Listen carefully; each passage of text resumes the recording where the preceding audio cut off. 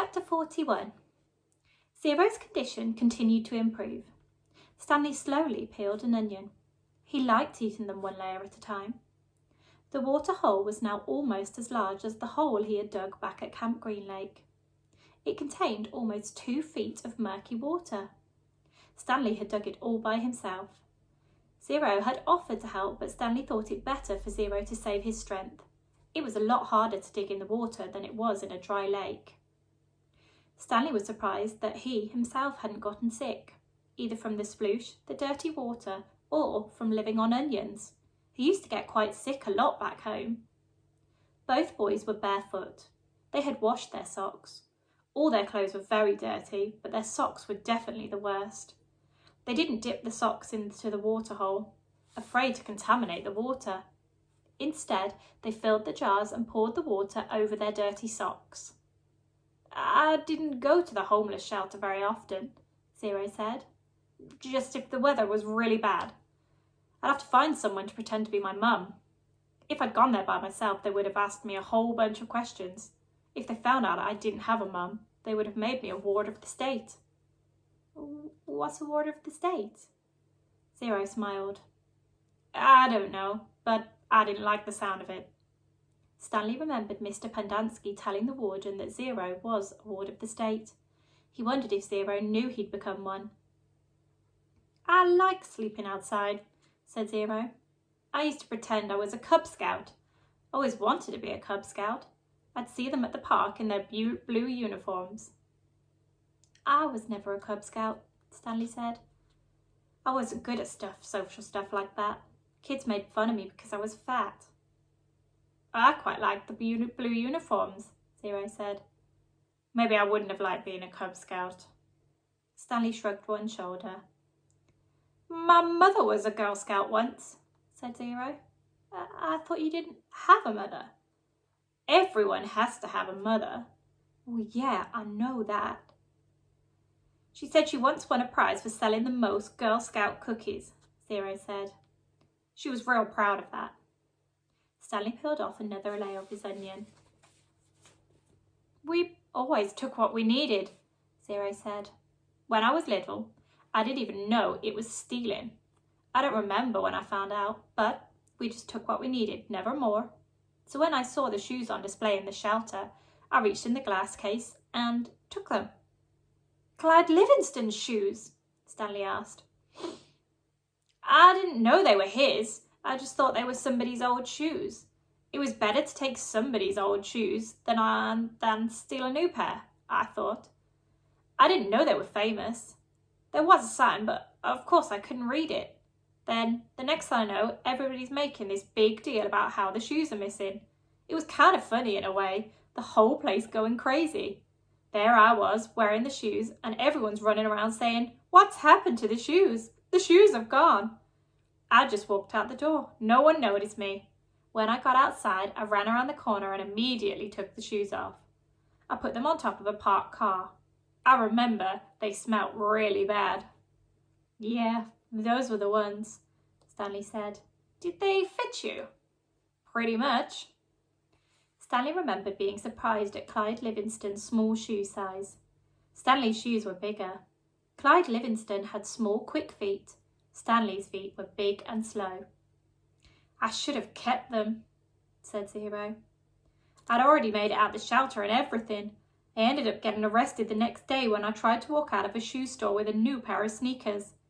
If I'd have just kept those old, smelly sneakers, neither of us would be here right now." Chapter 42. Zero became strong enough to help dig the hole. When he finished, it was over 6 feet deep. He filled the bottom with rocks to help separate the water from the dirt. He was still the best hole digger around. "That's the last hole I will ever dig," he declared, throwing down the shovel. Stanley smiled.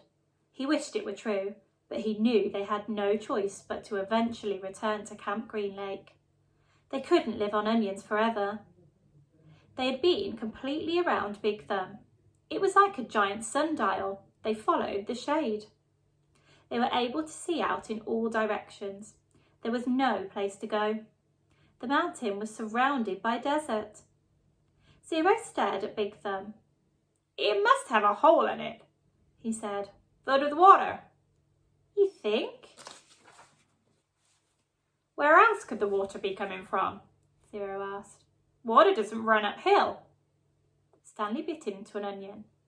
It didn't burn his eyes or nose, and, in fact, he no longer noticed a particularly strong taste. He remembered when he had first carried Zero up the hill, how the air had smelt bitter.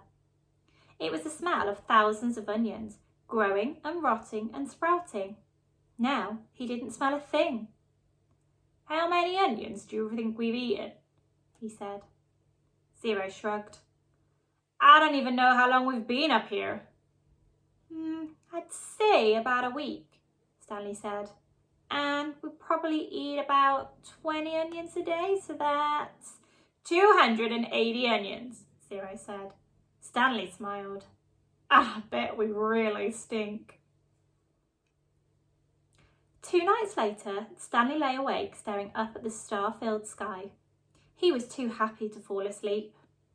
He knew he had no reason to be happy. He'd heard or read somewhere that right before a person freezes to death, he suddenly feels nice and warm. He wondered if perhaps he was experiencing something like that. It occurred to him he couldn't remember the last time he felt happiness. It wasn't just being sent to Camp Green Lake that made his life miserable. Before that, he'd been unhappy at school, where he'd had no friends, and bully like Derek Dunn picked on him.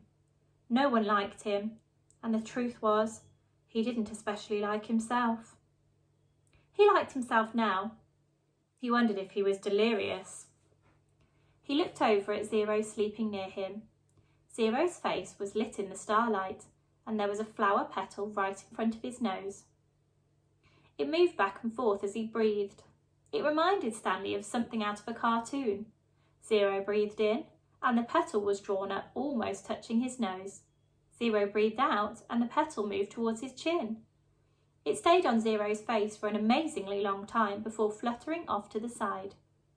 Stanley considered placing it back in front of Zero's nose, but it wouldn't be the same. It seemed like Zero had lived at Camp Green Lake forever, but as Stanley thought about it now, he realised that Zero must have gotten there no more than a month or 2 before him. Zero was actually arrested a day later, but Stanley's trial kept getting delayed because of baseball. He remembered what Zero had said a few days before. If Zero had just kept those shoes, neither of them would be here right now. As Stanley stared at the glittering night sky, he thought there was no place he would rather be. He was glad that Zero put the shoes on the parked car. He was glad they fell from the overpass and hit him on the head. When the shoes first fell from the sky, he remembered thinking that destiny had struck him. Now he thought so again. It was more than a coincidence. It had to be destiny. Maybe they wouldn't have to return to Camp Green Lake, he thought. Maybe they could make it past the camp, then follow the dirt road back to civilization. They could fill the sack with onions and the 3 jars with water, and he had his canteen as well. They could refill their jars and canteen at camp, maybe sneak into the kitchen and get some food. He doubted any of the counsellors were still on guard. Everyone had to think they were dead. Buzzard food. It would mean living the rest of his life as a fugitive. The police would be after him.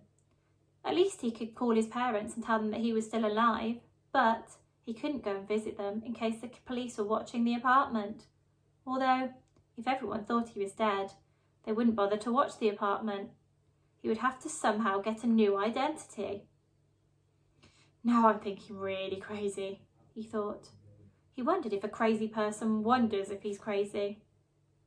But even though he had this thought, an even crazier idea kept popping into his head.